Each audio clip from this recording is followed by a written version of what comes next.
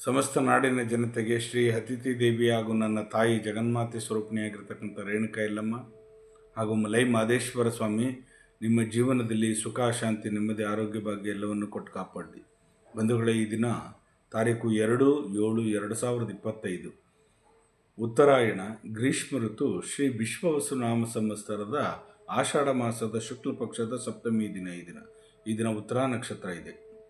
ಈ ದಿನ ಶುಭ ಕಾಲ 9ರಿಂದ 10 ಮತ್ತು ಮಧ್ಯಾಹ್ನ 1:30ರಿಂದ 3 ಗಂಟೆವರೆಗೂ ಒಳ್ಳೆಯ ಶುಭ ಕಾಲವಿದೆ. ಆ ಕಾಲದಲ್ಲಿ ನೀವು ಒಳ್ಳೊಳ್ಳೆ ಕೆಲಸಗಳನ್ನು ಮಾಡ್ಕೊಂಬಿಡಿ. ಗಾಡಿ ಪೂಜೆ ಮಾಡೋದು, ಮನೆ ದೇವ್ರಿಗೂ ಪೂಜೆ, ಪ್ರಯಾಣ ಮಾಡೋದು, ಒಳ್ಳೊಳ್ಳೆ ಕೆಲಸಗಳು, ಜಮೀನು ಖರೀದಿ ಮಾಡ್ತಕ್ಕಂಥದ್ದು, ದುಡ್ಡು ಇನ್ವೆಸ್ಟ್ಮೆಂಟ್ ಮಾಡ್ತಕ್ಕಂಥದ್ದು, ಈ ಒಂದು ಶುಭ ಕಾಲದಲ್ಲಿ ನೀವು ಮಾಡಿದಾಗ ತುಂಬ ಅದಕ್ಕೆ ಒಂದು ಪ್ರಾಶಸ್ತ್ಯವಾಗಿರ್ತಕ್ಕಂಥ ಒಂದು ಯಶಸ್ಸನ್ನು ಕಾಣ್ತೀರಿ.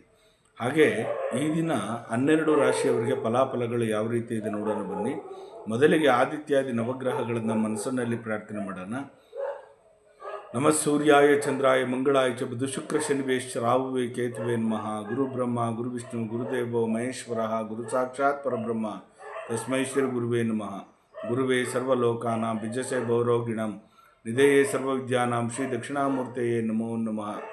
ಆದಿತ್ಯಾದಿ ನವಗ್ರಹಗಳನ್ನು ಮನಸ್ಸಿನಲ್ಲಿ ಪ್ರಾರ್ಥನೆ ಮಾಡುತ್ತಾ ಈ ದಿನ 12 ರಾಶಿಯಲ್ಲಿ ಮೊದಲನೇ ರಾಶಿಯಾಗಿರ್ತಕ್ಕಂಥ ಮೇಷರಾಶಿಯವರಿಗೆ ಈ ದಿನ ಕ್ಷಮೆ ಕೇಳ್ತಕ್ಕಂಥದ್ದು, ನೀವು ಮಾಡಿರ್ತಕ್ಕಂಥ ತಪ್ಪಲ್ಲಿ ಇನ್ನೊಬ್ಬರಿಗೆ ಕ್ಷಮೆ ಕೇಳ್ತಕ್ಕಂಥದ್ದು, ಆ ಒಂದು ಗಿಲ್ಟ್ ನಿಮಗೆ ಕಾಡುತ್ತೆ. ಹಾಗಾಗಿ ನೀವು ಕ್ಷಮೆಯನ್ನು ಕೇಳ್ತೀರಿ ಬೇರೆಯವ್ರ ಜೊತೆಲಿ. ವೃಷಭ ರಾಶಿಯವರಿಗೆ ಅಧಿಕಾರವನ್ನು ತೋರಿಸ್ತೀರಿ, ದರ್ಪವನ್ನು ತೋರಿಸ್ತೀರಿ. ನೀವು ಬೇರೆಯವರಿಗೆ ನೀವು ನಿಮ್ಮ ಮನಸ್ಸಲ್ಲಿರ್ತಕ್ಕಂಥ ಭಾವನೆಗಳನ್ನು ವ್ಯಕ್ತಪಡಿಸ್ತೀರಿ. ಮಿಥುನ ರಾಶಿಯವರಿಗೆ ಉತ್ಸಾಹದ ದಿನ ಅಂತಲೇ ಹೇಳ್ಬೋದು. ಈ ದಿನ ಉಲ್ಲಾಸದಾಯಕವಾಗಿರ್ತೀರಿ, ಲವಲವಿಕೆಯಾಗಿರ್ತೀರಿ, ತುಂಬ ಚೆನ್ನಾಗಿರ್ತೀರಿ.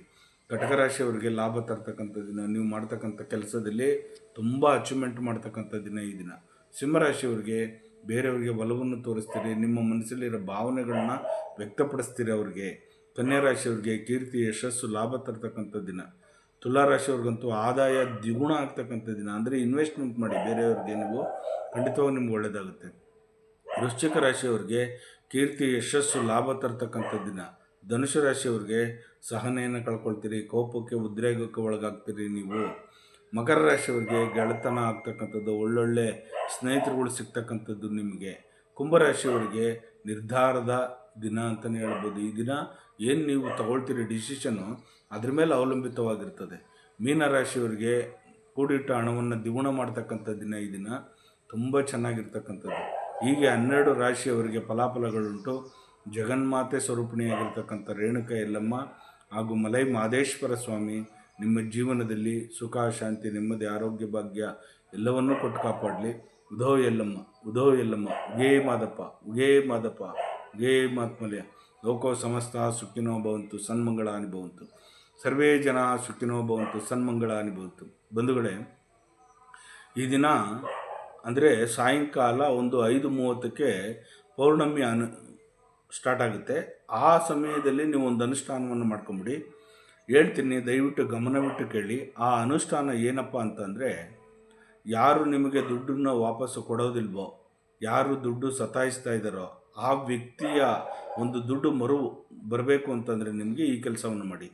ಬಿಳಿ ಎಕ್ಕದ ಗಿಡದ ಕೆಳಗಡೆಗೆ ಹೋಗಿ ಅಲ್ಲಿ ಅರ್ಶಿನ ಕುಂಕುಮವನ್ನು ಲೇಪನ ಮಾಡಿ ಆ ಗಿಡಕ್ಕೆ ಒಂದು ಊದುಗಡ್ಡಿಯಿಂದ, ಅಂದರೆ 2 ಊದುಗಡ್ಡಿನೋ ಇಲ್ಲ ಎಷ್ಟಾರ ಆಗಲಿ ಊದುಬತ್ತಿಯಿಂದ ಆ ಸ್ವಾಮಿಗೆ ಅರ್ಕ ಗಣಪತಿಗೆ ಪ್ರಾರ್ಥನೆಯನ್ನು ಮಾಡಿಕೊಂಡು ಒಂದು ಅರ್ಶಿನದ ಬಟ್ಟೆ ಒಳಗಡೆ ₹1 ಕಾಯಿನು ಅದನ್ನು ಆ ಬೇರಿಗೆ ಕಟ್ಟಿಬಿಟ್ಟು ಬಂದು ಆ ಪೂಜೆಯನ್ನು ಮಾಡಿ ಅವ್ರ ಹೆಸರು ಹೇಳಿ, ಆ ಗಿಡವನ್ನು ಮುಟ್ಟಿ ಹೆಸರು ಹೇಳಿಬಿಟ್ಟು 3 ಸಾಲಿ ಅವರ ಹೆಸರನ್ನು ಹೇಳಿ ಆ ಎಕ್ಕದ ಗಿಡದ ಹತ್ರ. ಯಾರು ನಿಮಗೆ ದುಡ್ಡು ಹಣ ವಾಪಸ್ ಕೊಡಲಿಲ್ವೋ ಅವರ ಹೆಸರನ್ನು ಹೇಳಿ, ಹೆಸರನ್ನು ಹೇಳಿ ಗಿಡ ಮುಟ್ಟಿ ನಮಸ್ಕಾರ ಮಾಡಿ ಹಿಂದಕ್ಕೆ ತಿರುಗಿ ನೋಡಿದ್ರೇ ಬನ್ನಿ. ಈ ಸಂದರ್ಭದಲ್ಲಿ ಏನು ಮಾಡಿ ಅಂದರೆ, ಒಂದು 3 ಹೂವನ್ನು ಕಿತ್ಕೊಳ್ಳಿ.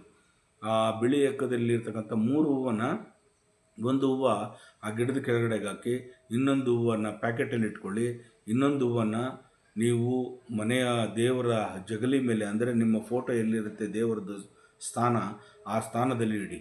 ಈ ರೀತಿ ಮಾಡಿ ಈ ದಿನ ಸಾಯಂಕಾಲ. ನಿಮ್ಮ ದುಡ್ಡು ವಾಪಸ್ ಬರಲಿಲ್ಲ ಅಂದರೆ ಕೇಳಿ.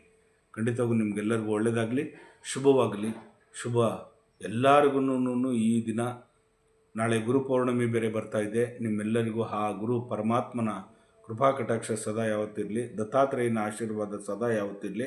ನಾಳೆಯ ರಾಶಿ ಬಗ್ಗೆ ನೋಡೋಣ, ಹೇಳ್ತೀನಿ ನಾಳೆ ಬೆಳಿಗ್ಗೆಗೆ. ಖಂಡಿತವಾಗಿ ನಿಮಗೆಲ್ಲರಿಗೂ ಒಳ್ಳೆಯದಾಗಲಿ.